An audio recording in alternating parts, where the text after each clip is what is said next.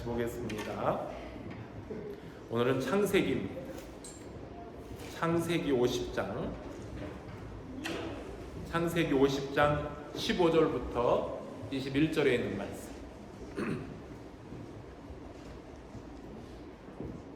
창세기 50장 15절로부터 21절입니다. 여러분들 한 절씩 교독합시다. 요셉의 형제들이 그들의 아버지가 죽었음을 보고 말하되 요셉이 혹시 우리를 미워하여 우리가 그에게 행한 모든 악을 다 갚지나 아니할까 하고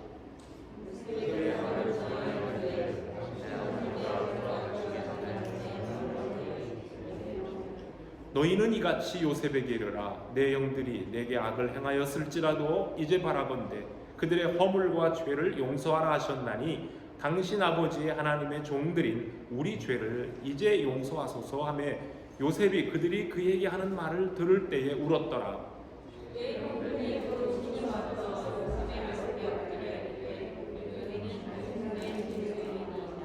요셉이 그들에게 이르되 두려워하지 마소서. 내가 하나님을 대신하리이까.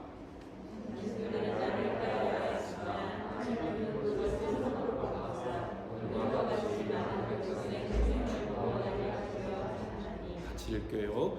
당신들은 두려워하지 마소서. 내가 당신들과 당신들의 자녀를 기르리이다 하고 그들을 간곡한 말로 위로하였더라. 아멘. 오늘 이 말씀을 가지고 선으로 악을 갚다 하는 제목으로 함께 은혜를 나누고자 합니다. 말씀 듣기 전에 같이 한번 기도하겠습니다. 하나님 감사합니다. 오늘도 저희들이 주님 말씀 앞에 섭니다. 하나님께서 저희들에게 주시고자 하시는 은혜의 말씀, 오늘 이 시대를 살아가는 주의 백성들이 하나님 나라 백성들로 어떠한 삶을 살아야 마땅한지 주일마다 저희들에게 선포하실 때에 저희들의 마음이 열리고 귀가 열려서 그 말씀을 듣고 그 말씀이 원하는 대로 늘 순종하며 주의 길을 따라가는 종들 되게 하여 주시옵소서. 예수 그리스도의 이름으로 기도합니다. 아멘. 우리 교회에서는 지금 매주 목요일마다 인물별 성경 공부를 진행하고 있는 중이죠. 전 교우들이 다 참석하지는 못하지만 그래도 지금 우리 성도들이 함께 동참하면서 성경에 나오는 인물들을 통해 하나님이 우리에게 주시는 교훈들을 지금 찾아보며 우리 각자 삶에 적용해 나가고 있는 중입니다. 그 중에서 창세기에 있는 내용들을 지난주까지 공부를 했어요. 중요한 인물 중에 한 사람들은 하나님의 언약과 관계가 된 아브라함, 그리고 그의 아들 이삭, 그리고 그의 아들 요셉을 공부했어요. 그런데 오늘도 우리가 창세기 마지막 장을 보면서 하나님께서 주신 언약이 어떻게 흘러가고 있고 구체적으로 지금 보여지고 있는가를 보는 중인데요. 하나님은 아브라함에게 먼저 주셨던 땅과 후손이라고 하는 그 언약을 그의 아들 이삭에게 또 말씀하시고 또 그의 아들 야곱에게도 말씀하셨는데 오늘 성경을 보면 하나님은 그 언약의 내용을 아브라함의 증손자가 되는 요셉이라고 하는 사람을 통하여 보다 구체적으로 그 뜻을 이루어가고 계시는 것을 찾아보게 됩니다. 요셉이 17살의 어린 나이에 만났던 일은 형제들의 미움과 극한 질투로 시작된 정말 비극적인 사건이었습니다. 그리고 그 시련의 배후에는 요셉에게 특별한 옷을, 채색 옷을 지어 입혔던 아버지 야곱의 유별난 지나친 편애, 그것도 한 몫을 차지했습니다. 게다가 형들이 잘못하는 것을 아버지에게 찾아가서 일러 바치곤 했던 요셉은 형들에게 이놈 고자질쟁이라는 이유로 더 많은 미움을 받았습니다. 그렇지 않아도 미운 녀석인데 한 번은 형들의 곡식단이 요셉의 곡식단에게 절하는 꿈을 꾸었다고 얘기하고 또 한 번은 해와 달과 11별들이 자기의 별에게 절하더라는 이상한 꿈 얘기를 가족들이 있는 전체 앞에서 2번이나 발표했을 때에 형들의 미움은 극에 달했습니다. 저 꿈쟁이를 언젠가는 혼내줘야지 하고 벼르고 있던 형들은 그 끔찍한 생각을 실제로 저지르고 맙니다. 처음에는 동생 요셉을 정말로 죽이려고도 했었습니다. 하지만 차마 그렇게까지 할 수 없었던 맏형 르우벤의 제안을 따라서 무리 없는 구덩이에다가 던져 두었다가 또 네 번째 형인 유다의 제안으로 은 20개를 받고 이스마엘 장사꾼에게 요셉을 노예로 넘겨버렸습니다. 다부모, 아버지 하나에 엄마가 넷인 다부모 복잡한 가정에서 일어난 형제 간의 불화의 이야기입니다만, 그런데 우리가 창세기에 이 야곱의 가족에 대한 이야기를 읽어보다 보면 좀 이해하기 어려운 그런 부분들이 좀 있습니다. 하나님께서 복 주시겠다고 택하신 믿음의 가정에서 어떻게 이러한 끔찍한 일이 일어납니까? 이렇게 어떻게 보면 속된 말로 콩가루 집안에, 이러한 콩가루 집안에 어떻게 하나님께서 복 주시려고 하는 일들을 허락하시느냐는 거죠. 이런 가정 말고도 하나님의 마음에 들만한 좋은 가정들이 얼마든지 있지 않았을까 하는 생각이 듭니다. 그런데 그럼에도 불구하고 우리 하나님은 그런 가정을 언약의 통로로 사용을 하십니다. 비록 완벽하지는 못하지만 하나님의 약속을 믿음으로 바라보고 있는 야곱이라는 아버지가 있었고, 또 그의 아들들 중에는 요셉이라고 하는 아들이 잘 준비되어 있기 때문이었습니다. 성경에 등장하는 인물들 중에 이 요셉을 모델로 추천하면서 특히 이 어린 우리 학생들이나 젊은 청년들에게 어떤 세미나 수련장에서 여러분들도 이 요셉처럼 꿈을 가지고 인생을 설계하며 그 꿈을 이루는 사람이 되라고 정말 열변을 토하는 강사들이 있습니다. 좋은 꿈, 비전을 가지라 하는 좋은 뜻의 말인데요. 근데 그 말을 가만히 듣고 보면 결국은 여러분들 힘을 가진 성공자가 되십시오 라고 하는 세미나가 됩니다. 여러분들이 힘이 있어야 성공자가 된다는 말이고, 그리고 그 힘을 얻기 위해서는 여러분들도 요셉처럼 어릴 때부터 좋은 꿈을 가지십시오 라고 힘줘 외칩니다. 꿈은 이루어진다, 뭐 이런 말과 크게 다를 바가 없어요. 다만 성경에 나오는 인물을 예를 들었을 뿐입니다. 여러분 생각해 봅시다. 정말로 요셉이라는 사람이 나는 세상을 다스리는 위대한 인물이 되겠다, 이런 꿈을 가지고 성장했겠습니까? 그리고 그 꿈의 성취가 애굽의 총리가 되는 것이었겠느냐, 그런 말입니다. 정확히 말하면 요셉이 꾸었던 그 꿈은 자기 아버지 야곱이 아버지를 떠나 바다 나름으로 가던 중에 들판에서 꿈을 꾸었던 것처럼, 아니 꿈을 보았던 것처럼 하나님께서 보여주신 특별한 계시였지, 비전 메이커들이 말하는 장래에 대한 이상이나 야망이 아닙니다. 2번씩이나 꾸어진 그 이상한 꿈을 요셉이 사실 그대로 너무 이상해서 가족들에게 있는 그대로 알렸을 뿐이지, 보시오 내가 이런 꿈을 꿨으니 앞으로 나는 부모와 형들이 내 발 앞에 절하는 날을 꼭 보게 될 거예요, 두고 보시오 라고 하면서 무슨 야심찬 포부를 자랑하는 뜻으로 가족들에게 알린 것이 절대 아닙니다. 그럼에도 불구하고 요셉은 그런 꿈을 꾸었고 가족들에게 얘기했기 때문에 형들에게 엄청난 미움을 받게 됩니다.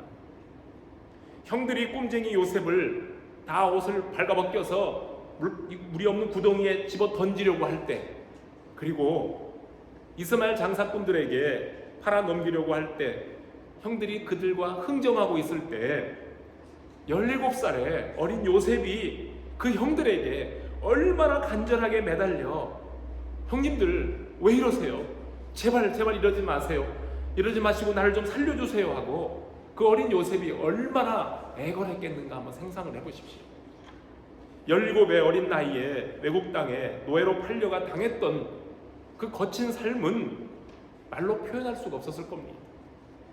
형들에게 팔려갔다는 배신감, 다시는 아버지를 볼 수 없다는 두려움과 상실감 때문에 어지간한 정신을 가지고는 어지간한 사람은 정말 온전한 정신으로 하루도 살 수가 없었을 겁니다.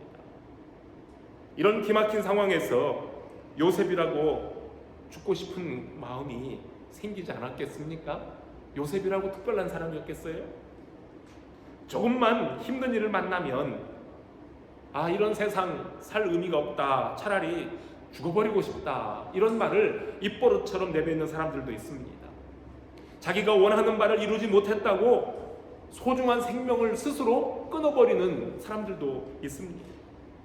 만약에 요셉도 그런 식으로 형들을 원망하고 이 세상을 탓하고 살았다면 그의 젊은 세월은 꿈을 이루지 못한 분노와 복수심으로 가득 차버린 그러한 인생이 되고 말았을 겁니다.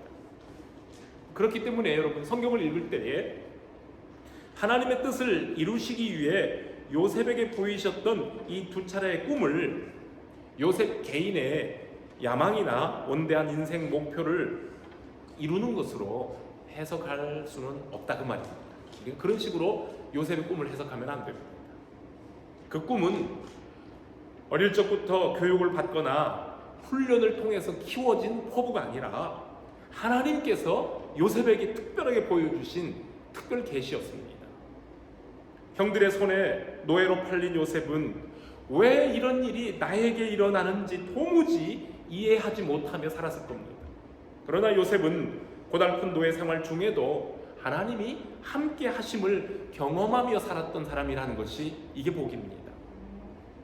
성경은 말씀합니다. 창세기에서 하시는 말씀인데요, 하나님이 그와, 즉 요셉과 함께 하셨고 그의 길을 형통하게 하셨다고 했어요. 그가 가는 길이 잘 열리도록 하나님이 돌보셨다, 그 말입니다. 노예가 된 처지를 한탄하면서 될 대로 되라는 식으로 살지 않았고, 하나님의 뜻이 무엇인지는 내가 잘 모르겠지만 오늘을 부끄럽지 않게 살면서 그 뜻을 이해하려고 노력을 했을 겁니다. 바로 그것이 하나님이 함께하는 사람의 살아가는 형통한 삶입니다. 이런 요셉이 집주인 보디발의 눈에 딱 들어왔습니다. 집주인 보디발의 레이더망에 걸린 거예요. 그 집에 노예가 한두 명이었겠습니까? 그런데 히브리 노예, 이스마엘 장사꾼들에게 팔려온 이 히브리 노예는 그냥 주인 눈에 볼 때의 성실한 히브리 노예가 아니라 그가 믿고 있는 여호와 하나님이 그와 함께 하시며 그가 하는 모든 일에 형통하게 하시는 것을 비록 이방인이었지만 보디발의 눈에 보였다는 거예요. 그리고 보디발은 그것을 주의 깊게 살펴보고 있었습니다. 타오르는 복수심이나 야망으로 가득한 사람과 하나님의 인도하심에 순종하면서 매 순간 하나님 앞에서 사는 사람은 그 삶의 태도와 열매가 다릅니다. 심지어 불신자들이 보기에도 하나님의 사람은 요셉이 그랬던 것처럼 뭔가 달라요. 성도 여러분, 우리 그리스도인들의 힘은 다른 데 있지 않고 하나님께서 함께 하심을 세상에 나타내는 거룩한 삶에 있습니다. 보디발은 이런 요셉을 가정 총무로 발탁했고 모든 삶을 요셉에게 위임합니다. 성경에는 그렇게 말씀하지요. 보디발이 요셉에게 그 집의 모든 것을 주관하게 할 때부터 여호와께서 요셉을 위해 그 애굽 사람의 집에 복을 내리심으로 여호와의 복이 그의 집에 있는 밭과 모든 것에, 모든 소유에 복이 임하였더라 그랬어요. 하나님은 요셉을 복 주시려고 그 집을 잘되게 하셨더라, 그 말입니다. 그러면 또 우리가 상상해 봅니다. 그러면 요셉이 그때부터 그 집에서 주인과 같은 힘을 가졌기 때문에 비록 노예 신분이지만은 지나온 날의 서름을 어느 정도는 보상받을 수 있었겠다 하는 생각을 할 수 있어요. 노예로서 그만큼 성장했으면 출세한 셈 아닙니까? 자, 그렇다면 그래서 요셉이 그때로부터 팔에 완장을 하나 찬 사람으로 힘을 과시하며 살았겠습니까? 보디발의 아내가 요셉을 여러 번 유혹했지만 성실한 청직이었던 요셉은 자신의 위치와 한계를 분명하게 아는 사람이었습니다. 이 집에서 나보다 높은 사람은 없습니다. 주인이 모든 것을 내 마음대로 하도록 금한 것이 없지만 오직 당신은 금하였으니 당신은 주인의 아내이기 때문입니다. 그러니 내가 어찌 이 큰 악을 행하여 하나님께 범죄하겠습니까? 하면서 분명하게 보디발의 처의 유혹에 거절을 합니다.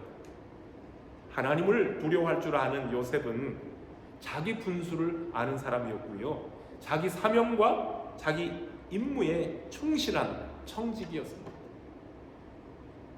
하나님께서 아담에게 동산의 모든 것을 주관하고 맡기셨습니다만 선악을 알게 하는 나무의 실과는 먹지 말라는 금령을 내리셨습니다. 그것이 하나님의 것을 위임받은 청지기로서 지켜야 될 인간의 한계였습니다.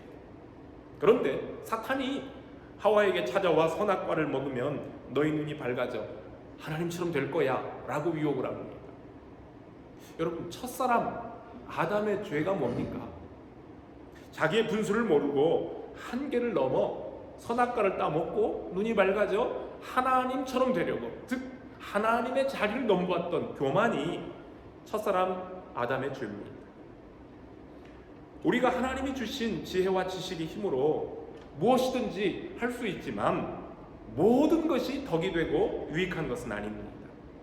보디발의 아내는 안주인의 권세를 악용해서 요셉을 희롱하려고 했지만 요셉은 자신의 위치와 임무를 분명하게 알고 일하는 청직이었으며 하나님 앞에서 어떤 사람으로 사는 것이 마땅한가를 분명히 알고 사는 사람입니다.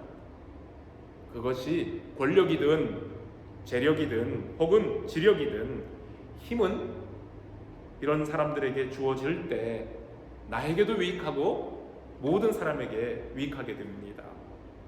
이제 우리나라도 조금 있으면 대통령을 선출하겠지만 매번 우리가 대통령을 선출할 때마다 하나님 앞에 간절히 기도하는 바입니다.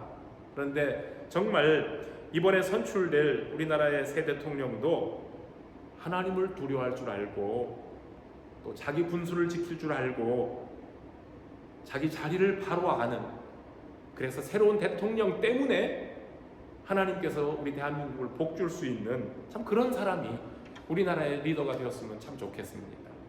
이것을 위해 우리가 계속해서 기도해야 됩니다. 성도 여러분, 그리스도인의 힘은 선한 능력을 위해서 사용되어야 합니다.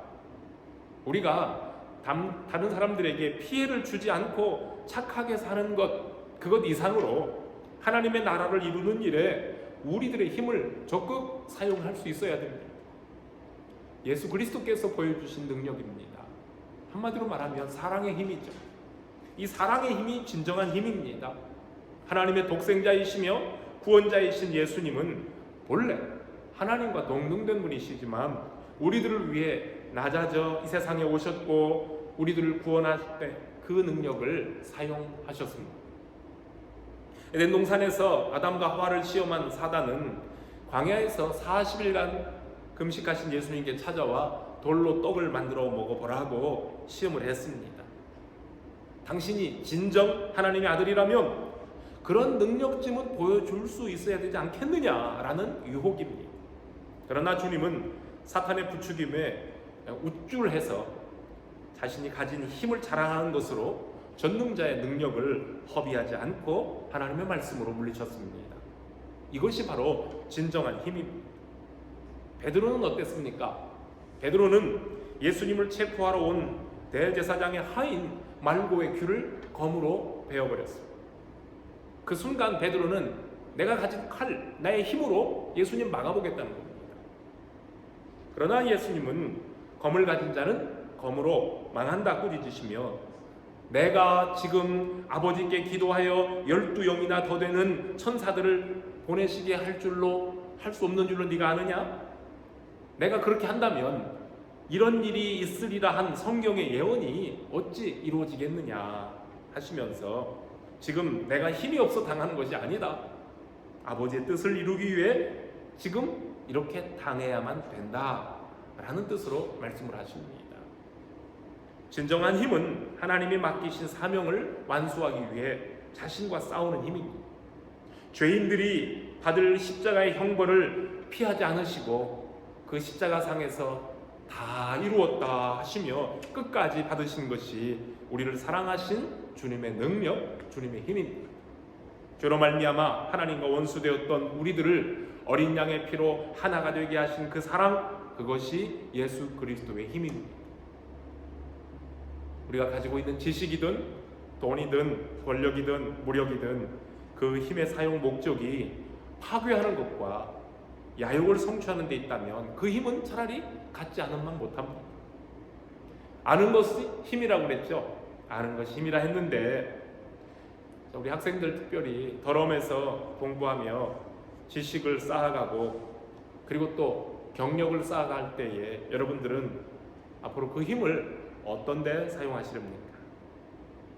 여러분들이 더 이제 성장하고 또 더 많이 이렇게 배워서 언젠가 사람들이 부러워하며 또는 우러러 보는 자리에 오르게 되었을 때에 덜음에서 공부하며 미래를 준비하고 있는 우리 젊은이들은 그 힘을 무엇을 위해서 그리고 또 어떻게 사용하겠습니까?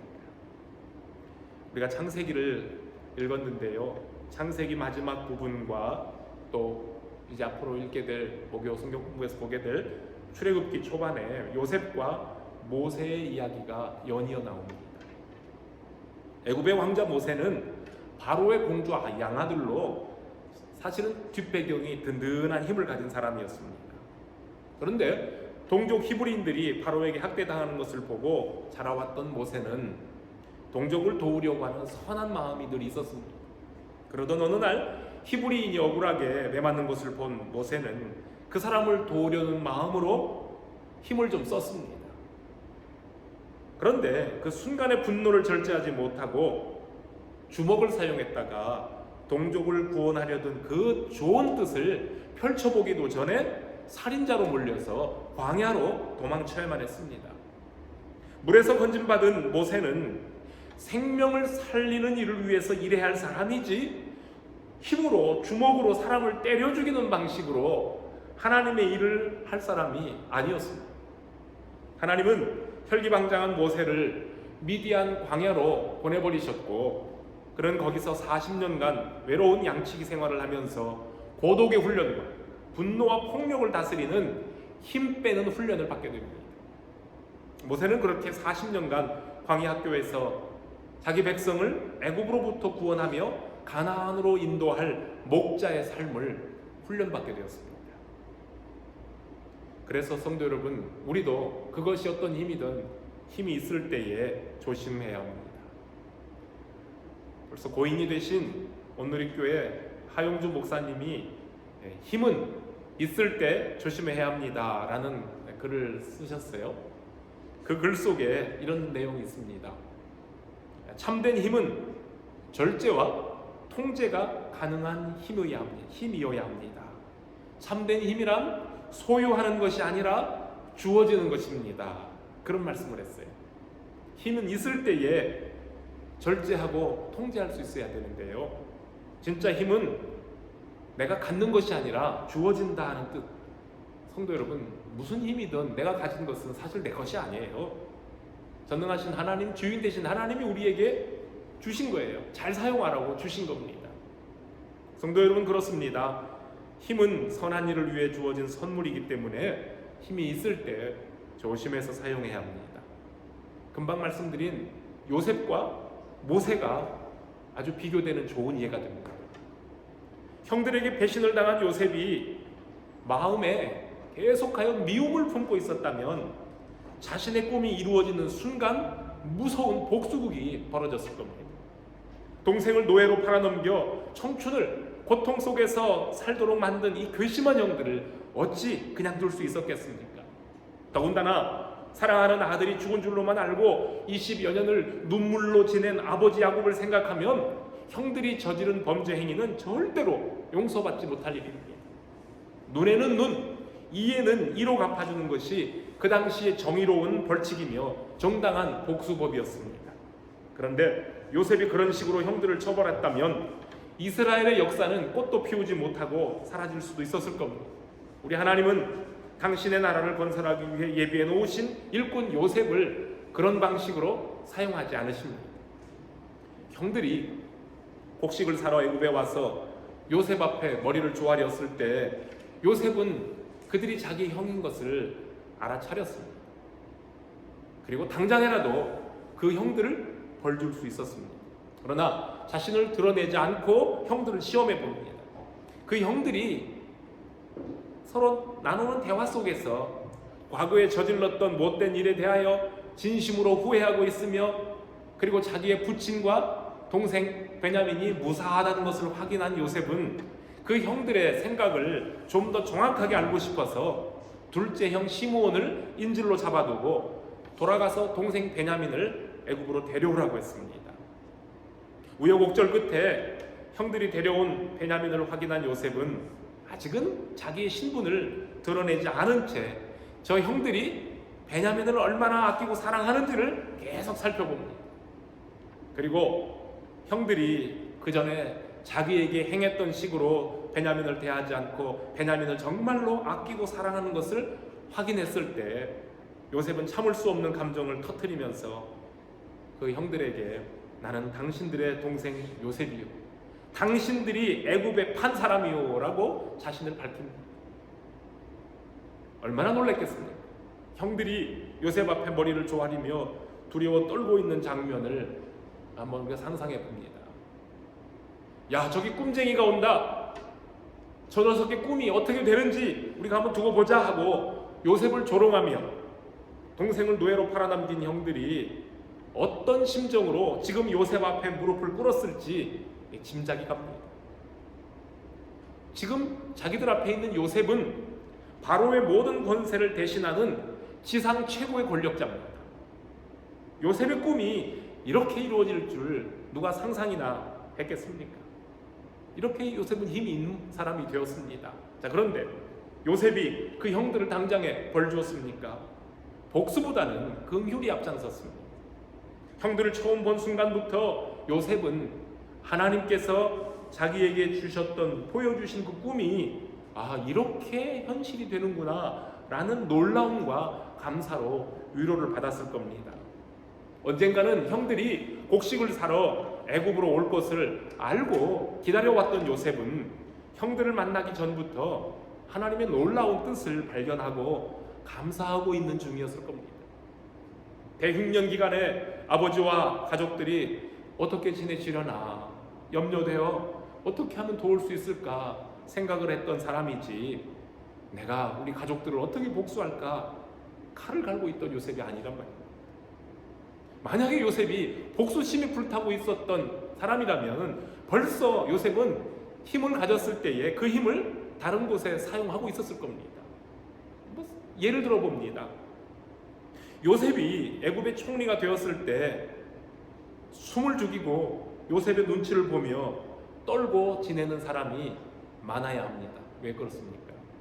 히브리 소년 요셉이 노예로 팔려왔을 때 어린 요셉을 학대하고 업신여겼던 사람들, 요셉이 국무총리가 됐다는 소식 듣고 얼마나 놀랐겠습니까? 안주인의 지위를 이용해서 힘없는 노예를 성적으로 학대하려 했던 사람, 끝내는 요셉을 성추행범으로 몰아서 억울하게 옥살이를 시켰던 보디발의 아내는 어떻겠습니까? 나는 죽었다 생각했을 거예요. 끝장났다. 얼마나 두려움으로 살았겠습니까? 총리가 된 요셉이 억울했던 과거를 문제 삼아서 보디발의 집을 심판했다면 그 집안은 쑥밭으로 만들어버리는 통쾌한 복수국, 우리가 드라마에서나 볼 수 있는 그런 복수국이 벌어지지 않았겠습니까? 그러나 요셉은 그런 일에 총리의 권세를 남용하거나 오용한 사람이 아닙니다. 바로가 나를 이 자리에 앉히고 힘을 준 것은 위기에 처한 나라를 구원하라는 뜻인 줄로 잘 알고 대흉년을 대비해서 전국에 곡식 창고를 세우고 세제를 정비하면서 국가의 기강을 튼튼하게 했던 진짜 충실한 신하였습니다. 이것이 바로 악을 선으로 갚는 하나님의 사람들이 살아가는 방식입니다. 하나님과 동행했던 요셉은 나를 애굽에 팔려오게 하고 억울한 감옥살이를 하게 하신 것은 하나님의 때를 기다리게 하신 하나님의 뜻이다 라는 것을 어느 순간 깨닫게 된 겁니다. 그래서 이 머리를 조아리고 벌벌 떨고 있는 형들에게 당신들이 나를 이곳에 판 것 때문에 근심하거나 한탄하지 마십시오. 하나님이 생명을 구원하시려고 나를 당신들 앞서 보내셨습니다. 하나님이 그 큰 구원으로 당신들의 생명을 보존하시고 당신들의 후손을 세상에 두시려고 나를 당신들보다 앞서 보내신 것입니다. 그러니까 나를 이곳으로 보낸 것은 형님들이 아니라 하나님이십니다 하면서 자기의 형들을 안심시켰습니다. 형들은 결코 용서받을 수 없는 악으로 동생을 버렸지만 요셉은 그들의 악행을 선으로 갚고 있습니다. 하나님의 은혜를 깨달은 요셉으로부터 나온 용서 그리고 배려가 진정한 힘입니다. 그래서 우리는 그리스도인으로서 하나님의 은혜를 따라 하나님의 사랑으로 죄사함을 받고 은혜를 얻은 그 성도답게 하나님이 주신 사랑을 나누는 것이 그의 진정한 그리스도인의 힘이다 그 말입니다. 오늘 읽은 본문을 보면은요, 아버지 야곱이 돌아가셨어요. 야곱의 장례식을 마친 다음 형들은 또 한 번 두려움에 사로잡히게 됩니다. 아버지가 살아계실 때에는 그래도 동생이, 효자 동생이 아버지 얼굴을 봐서라도 참고 있었겠지만 이제는 우리 악행을 그대로 갚을지도 모른다. 아버지도 안 계시는데 우리는 어떻게 되지? 라는 두려움입니다. 성도 여러분, 이 죄라는 것은요, 죄의 세력은 이렇게 끈질기게 사람들의 발목을 붙들고 늘어지며 사람들을 불안하고 어둡게 만듭니다. 그래서 우리말에도 뭐라고 해요? 죄 짓고 발 뻗고 못 잔다 그러죠. 죄 진 사람 발 편히 뻗지 못한다 그런 말을 합니다. 이 형들의 지금 처지가 그런 거예요. 불안합니다. 이 형들이 요셉의 얼굴을 감히 마주 볼 수 없기 때문에 사람을 보냅니다. 그리고 우리가 저질렀던 죄를 용서해 주십시오 하고 간청을 합니다. 그러면서 누구의 이름을 들먹입니까? 돌아가신 아버지를 들먹이는 거예요. 동생, 자네의 아버지가 이렇게 되는 거예요. 아버지가 우리를 용서해 주라고 분명히 말씀하셨는데 아버지 말씀대로 우리를 용서해 주십시오. 이런 뜻입니다. 옛날에는 우리는 살려달라고 애원하는 동생을 냉정하게 버렸지만 그러나 동생은 우리 어린 자식들을 불쌍히 여기는 마음으로 제발 용서해 주십시오 라는 애원을 하고 있는 겁니다. 그 말을 들은 요셉은 형들이 아직도 용서받았음을 확신하지 못하고 두려움에 떨고 있다는 사실을 알고 그 형들이 불쌍해서 울었다 그랬어요. 마음이 얼마나 안타깝고 답답했겠습니까? 요셉이 울었다, 형들을 불쌍히 여긴다는 그 진심을 알게 된 형들이 이번에는 직접 요셉 앞에 찾아와서 다시 요셉의 발 앞에 엎드려서 우리는 당신의 종이요 그럽니다. 이게 성경의 결말입니다. 우리는 당신의 종이요. 요셉은 형들을 처음 만났을 때 이미 용서를 했고 이 모든 것이 하나님의 선하신 뜻이었다는 것을 형들에게 알리며 형들을 다 안심시켰지만 아직도 불안에 떨고 있는 형들에게 또 다시 말합니다. 형님들, 내가 하나님을 대신하여 당신들을 벌하겠습니까? 형님들은 나를 해치려 했지만 하나님은 그것을 선으로 바꾸셨고 오늘과 같이 많은 사람들의 생명을 구원하셨습니다. 그러니 이제는 두려워하지 마십시오. 내가 형님들과 형님들의 자녀들을 다 돌봐주겠습니다 하며 간곡한 말로 위로했더라 했습니다. 바로가 위임했던 총리의 권세도 대단하지만 그거보다도 더 진정 크고 위대한 힘은 하나님의 은혜를 체험한 사람에게서 나오는 용서와 사랑의 힘입니다. 악을 선으로 바꾸신 하나님, 많은 생명을 구원하시려고 형들보다 나를 먼저 애굽에 보내신 하나님을 찬양하는 요셉으로부터 우리를 구원하신 하나님의 독생자 예수 그리스도의 모습을 찾아보게 됩니다. 예수님의 가르침과 삶을 본받았던 사도들은 그리스도의 그 사랑을 우리들의 성도들의 삶에서 이루라고 여기저기 말씀 속에서 권면하고 있습니다. 그 중에 사도 바울과 베드로가 우리에게 주셨던 말씀을 몇 구절 참고해 보도록 합니다. 로마서 12장 17절에 있는 말씀이에요. 로마서 12장 17절. 아무에게도 악을 갚지 말고 모든 사람 앞에서 선을 도모하라. 네, 그렇습니다. 또 넘어가서 21절입니다. 악에게 지지 말고 선으로 악을 이기라 그랬습니다. 선으로 악을 이기라. 베드로전서 3장 9절에서 말씀합니다. 악으로 욕으로 갚지 말고 도리어 복을 빌라. 이를 위하여 너희가 부르심을 받았으니 이는 복을 이어받게 하려 하심이라. 네, 베드로는 말고의 귀를 잘라서 복수하려고 했었어요. 감히 예수님의 몸에 손을 대 이런 사람이었어요. 그러나 이제는 이런 말씀을 하는 사람이에요. 도리어 복을 빌라. 왜냐하면 하나님이 우리에게 허락하신 그 복을 이어받기 위함이라 그랬습니다. 마지막 바울이 한 말씀을 또 하나 봅시다. 데살로니가전서 5장 15절에 있는 말씀인데요. 삼가 누가 누구에게든지 악으로 악을 갚지 말게 하고 서로 대하든지 모든 사람을 대하든지 항상 선을 따르라 그랬습니다. 이것이 우리 그리스도인들에게 주시는 하나님의 위로의 말씀입니다. 그렇습니다. 이 땅에서 예수 그리스도와 함께 시작된 하나님의 나라는 이런 힘을 가진 사람들을 통해서 또 이런 방식으로 계속해서 이루어져 가고 있습니다. 세상의 방식이 아닌 예수 그리스도의 사랑으로 죄악과 싸워서 승리하는 성도들의 삶이 되시길 바랍니다. 이 한 주간도 요셉을 통해서 우리에게 주신 예수 그리스도의 모습, 그 그리스도의 사랑을 따라 악을 손으로 이겨가며 그리스도의 사랑 속에서 늘 승리하는 종들이 되시길 주님의 이름으로 축복합니다. 같이 기도하겠습니다. 아버지 하나님 감사합니다. 세상은 악합니다. 그 악함 속에 우리도 포함되어 살면서 원하지 않는 악을 행하고 살 때가 참 많습니다.